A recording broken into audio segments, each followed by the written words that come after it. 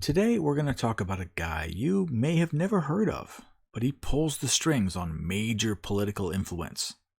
Because I am literally unfluenced, his words don't affect me, but it is important that you know who he is. John F. Harris is deeply involved in politics, has been for years, and he has the ear of the movers and shakers in the political scene. Harris worked for the Washington Post for 2 decades, covering the Clinton White House between 1995 and 2001.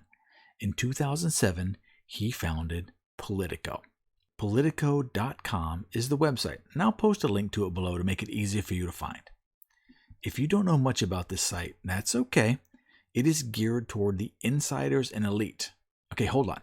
That might not be fair. I don't want to bias your opinion by giving my opinion. Let's go take a look at their About Me page. About Politico. Politico is the global authority on the intersection of politics, policy, and power. It is the most robust news operation and information service in the world, specializing in politics and policy, which informs the most influential audience in the world with insight, edge, and authority. Well, when they tell you that they, quote, inform the audience with insight and authority, guess I wasn't too far off, huh? Founded in 2007, Politico has grown to a team of 700 working across North America, and more than half of whom are editorial staff. Okay, this is boring. Let's move down to their political vision. Politico strives to be the dominant source for news on politics and policy in power centers across every continent, where access to reliable information, nonpartisan journalism, and real-time tools create, inform, and engage a global citizenry. Well, they did mention nonpartisan, but they also mentioned they want to be the dominant news source in power centers across every continent. You know, like Washington, D.C., Beijing, Brussels. This is starting to sound a lot like the capital in the Hunger Games. But, you know. Ethos.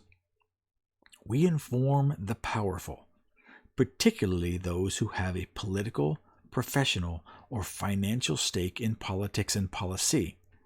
We illuminate this influential audience with insight, edge, and authority. We do this wherever, whenever, and however our customers need it. And we do it better than anyone else.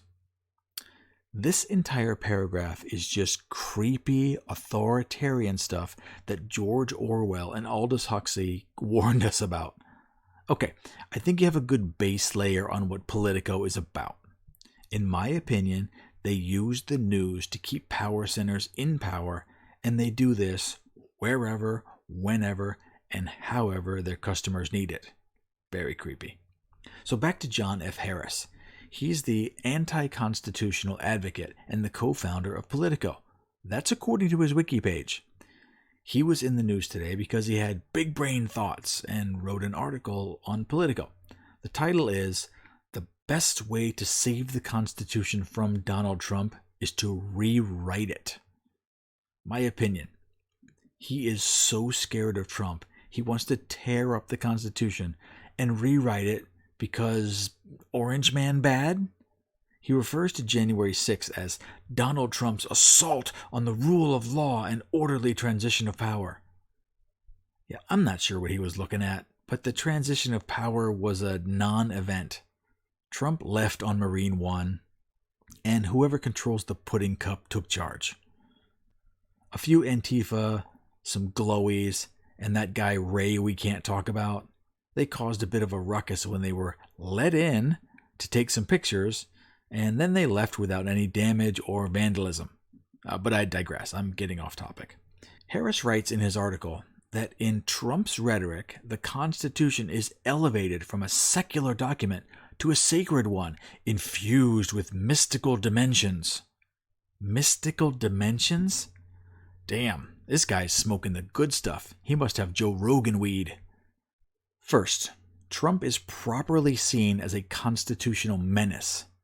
But from a progressive perspective, many of the most offensive features of his tenure were not in defiance of the Constitution. Okay, I take offense to calling Trump a constitutional menace, and he acknowledges that Trump was not in defiance of the Constitution. However, he still wants to tear it up just to make sure that Trump is never reelected, or even anyone like him. This is Trump derangement syndrome on steroids. This guy has lost his mind and needs one of those comfy jackets where you can hug yourself all day. The article goes on for what seems like an eternity, with constant mystical imaginations of things that never happened, contradictions, and just random musings of a madman. He's suggesting, and you know who his followers are, that they rewrite the Constitution to make sure no one like Trump can ever be elected again. Now, keep in mind, I can only assume that he wants this to happen almost immediately, because the Dems hold both houses and the executive office. But this will not last past the midterms, in all likelihood. So he wants to rush massive change while the Dems are in control.